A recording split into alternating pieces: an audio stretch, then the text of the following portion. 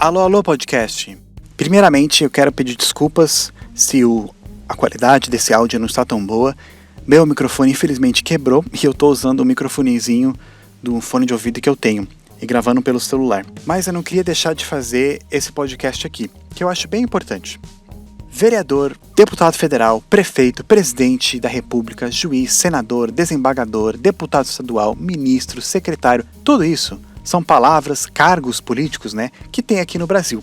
Uma grande salada de políticos. A maioria deles, quem escolhe é o povo brasileiro. E é normal as pessoas confundirem quem é quem e não saberem o que cada um faz. Ainda mais em meses de eleições, quando tem muitos candidatos fazendo propaganda por aí.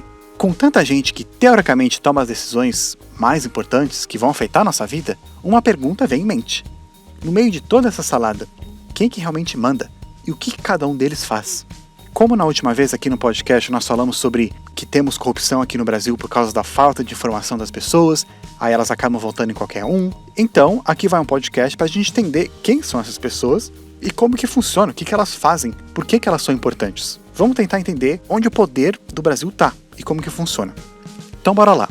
Como vocês sabem, o Brasil é uma democracia. Essa é uma palavra que veio do grego, literalmente significa poder do povo, ou seja, o povo que manda.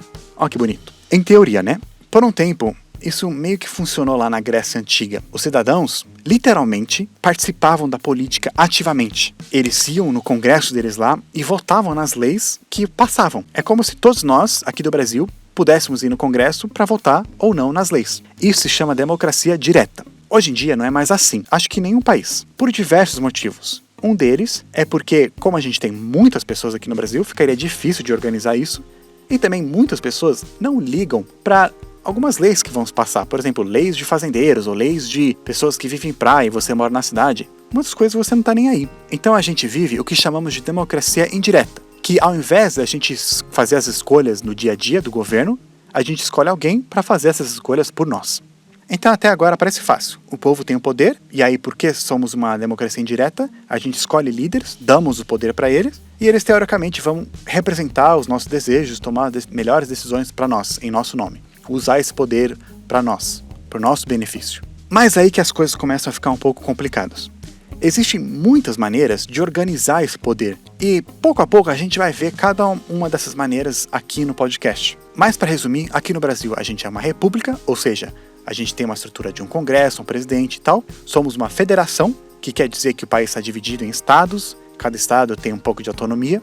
A gente vive num sistema presidencialista, que quer dizer que temos separação de poderes, como legislativo, executivo e judiciário, com o presidente, que é o líder do executivo, sendo chefe de estado e chefe de governo, e temos um sistema de eleição majoritário no executivo e proporcional no legislativo, em geral. Calma, não saia aqui do podcast desistindo, porque eu falei um monte de palavra. Como eu falei, com o tempo a gente vai ver cada um deles aqui, no podcast. Se você tem pressa, pode ir lá no canal do Plano Piloto no YouTube, que eu tenho vídeo da maioria desses assuntos lá, bem bonitinho. Nesse podcast a gente vai focar nessas pessoas que estão com o poder do Brasil aqui. O que cada um deles faz? Para entender isso melhor, vamos dividir o Brasil em 3 áreas. Federal, que é o país todo, estadual, que são os estados, e municipal, que são os municípios. Essa divisão parece bem lógico para muitos de vocês aqui ouvindo, mas não é tão lógico não, porque em muitos países não é assim, como Portugal e Angola. Lá é dividido diferente. Essa maneira que dividimos aqui se chama de federação. Por isso que no nome completo do Brasil é República Federativa do Brasil. Um dos motivos principais de a gente ser uma federação é porque o Brasil é enorme, o 5º país maior do mundo. E isso não é qualquer coisa. Então ficaria muito difícil de um governo só, central, cuidar de tudo. Para isso, a gente divide em menores pedaços, que são os estados, para cada estado cuidar dele assim, fazer leis para eles mesmos. Por exemplo, tem estados que vai querer fazer leis para coisas de praia, mas Mato Grosso, Goiás não precisa fazer leis assim, eles precisam fazer leis diferentes sobre talvez desmatamento e etc.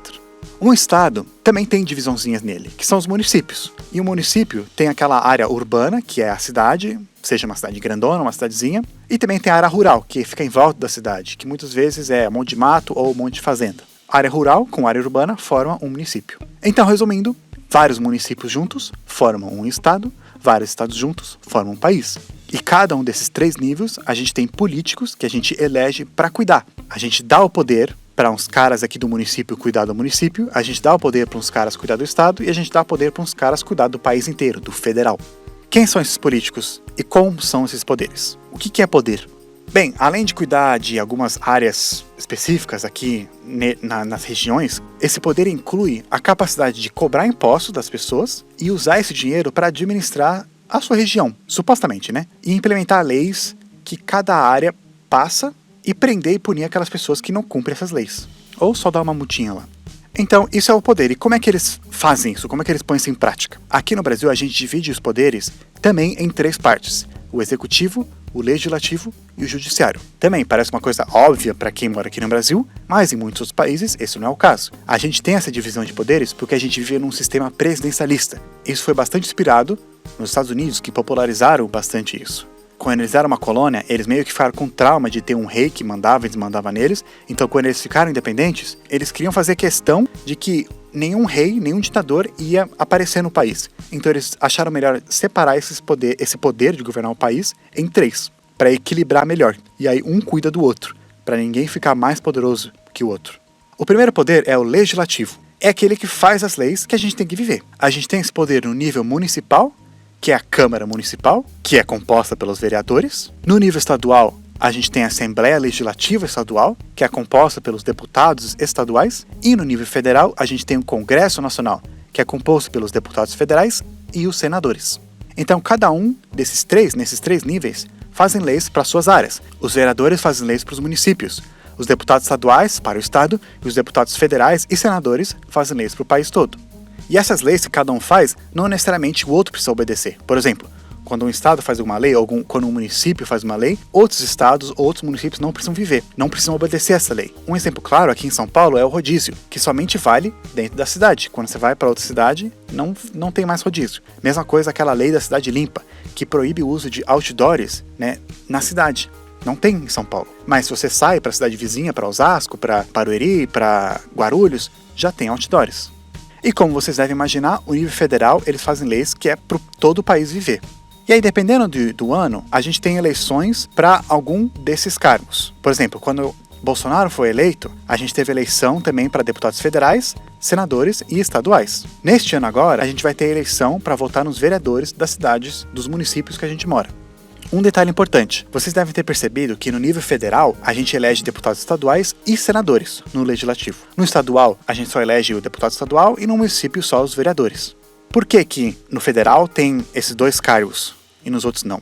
Bem, no municipal e estadual, as câmaras do legislativo são unicamerais. O que isso quer dizer? Só tem uma câmara, um órgão.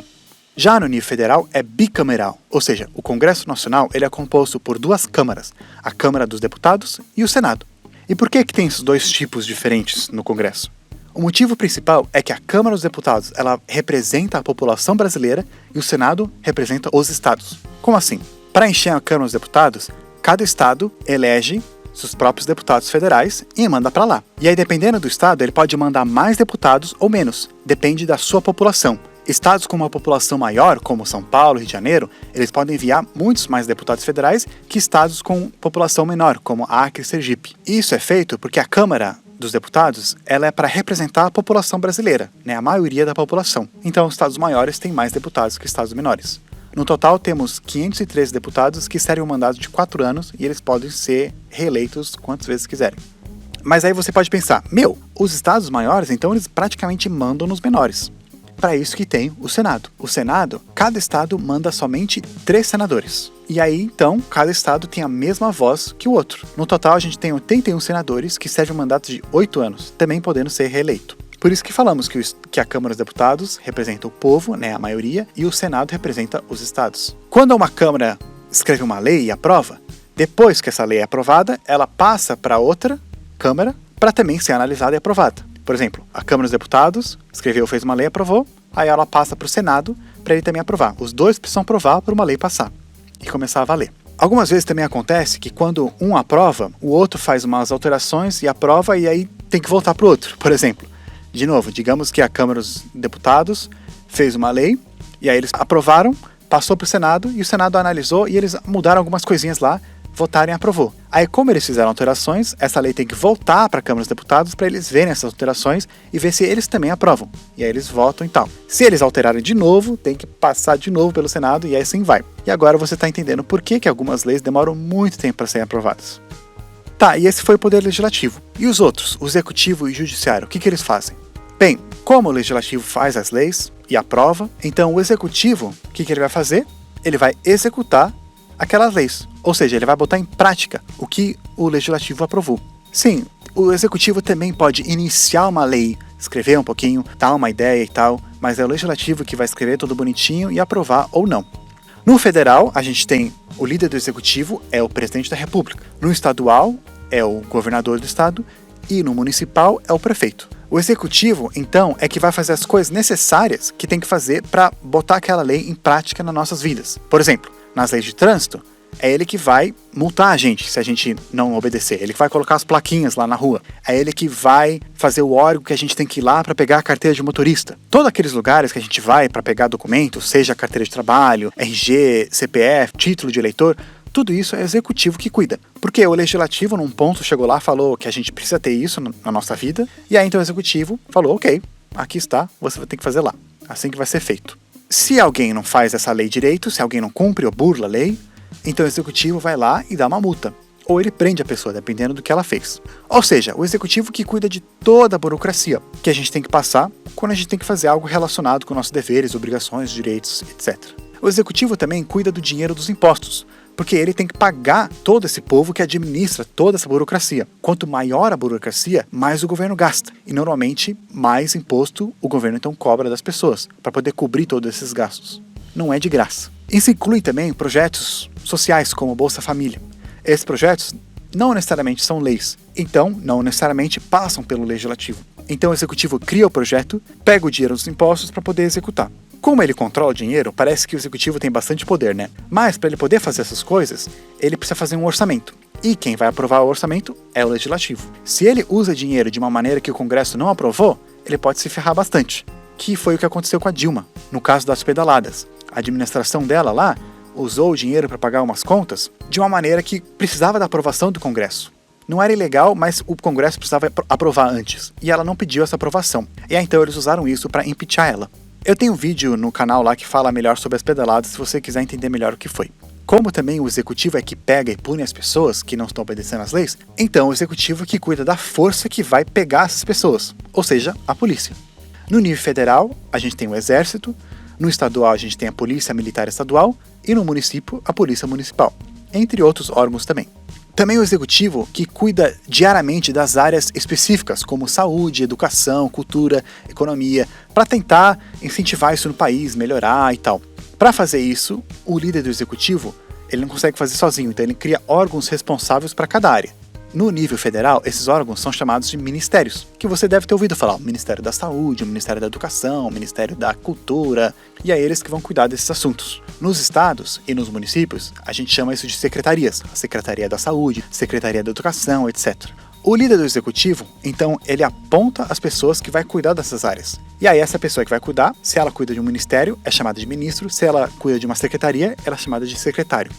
Agora sobrou o judiciário, dos três poderes. E muitas pessoas acham que ele não é muito importante e acabam esquecendo, mas ele é bem importante sim. Eles são juízes, cortes, tribunais, etc. Eles que vão interpretar as leis que o Legislativo faz e que o Executivo está implementando. Muitas vezes ele vai falar como que o Executivo tem que implementar essa lei também. E ele também vai julgar quem não cumpriu essas leis. Assim como nos outros poderes, cada um dos níveis do país, o federal, o estadual, o municipal, tem o seu judiciário. Mas é um pouco mais complicado e mais chato de entender. E no outro podcast eu vou fazer isso melhor. Mas se você também pode assistir como funciona o judiciário no Brasil lá no canal do YouTube. Mas é importante saber que no nível federal a gente tem o Supremo Tribunal Federal, ou STF, que ele tem aparecido bastante na TV, principalmente porque ele tá barrando algumas coisas. E por que eles barram algumas coisas? Lembra que eu falei antes sobre aquele balanceamento, um poder cuidar do outro? Então, além de eles terem aquelas responsabilidades de fazer, executar e interpretar as leis, eles garantem que nenhum poder vai ficar se sentindo o bambambam e achar que ele pode fazer tudo o que quiser.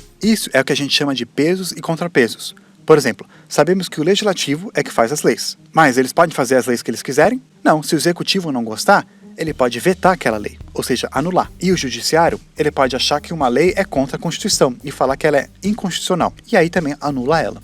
Mas, em contrapartida, o legislativo pode meio que revidar. Ele pode anular o veto do presidente, né, fazendo uma votação entre eles, ou mudar algo na Constituição, para não ser mais inconstitucional. Mas, para fazer essas coisas, não é tão fácil não. Ele precisa de muito mais que a maioria no Congresso, apoiando essas mudanças. O Executivo, ele que escolhe quem vai servir no Judiciário, mas é o Legislativo que aprova também. O Legislativo, ele pode impeachar algo que o Executivo fez de errado. O Executivo, ele que vai cuidar do dinheiro, também sobre a aprovação do Legislativo, que nem a gente falou. Em emergências, o Executivo ele pode pedir poderes emergenciais, declarar, né, o estado de calamidade, não sei o quê, que dá poderes mais emergenciais para ele poder fazer coisas sem precisar ficar pedindo autorização do Legislativo. Mas também para ele conseguir esse poder, o Legislativo também tem que aprovar. O Judiciário também pode barrar todas essas coisas se ele achar que é contra a Constituição. Ele também pode pegar uma regra e mudar, falar que a interpretação deles mudou.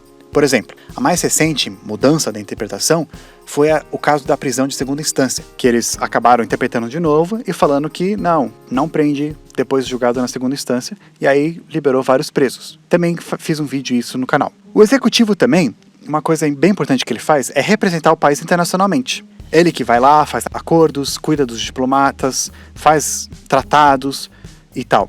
Mas também, muitos desses tratados têm que ser aprovados, validados aqui no Legislativo. Então acho que por enquanto é isso. Um bom resumo sobre todos os poderes e os 3 níveis diferentes que temos aqui no Brasil. Eu sei que é bastante coisa, mas com o tempo você vai poder pegar o jeito e se acostumar com esses nomes e essas palavras. Eu também tenho outro vídeo que eu falo sobre isso e com desenhos, então talvez você pode entender melhor lá no canal. Mas é muito importante entender isso. Ainda mais em épocas de eleições, para a gente poder entender o que a gente está votando. Então, não se esqueçam de compartilhar com seus amigos, com seus familiares e tal, o vídeo e esse podcast também. Agora a gente sabe um pouco mais o que o presidente, o deputado, o prefeito, o governador, o que o vereador faz. Sabendo disso, a gente pode cobrar melhor deles. Por enquanto eu vou ficar por aqui e nos vemos no próximo podcast ou no próximo vídeo.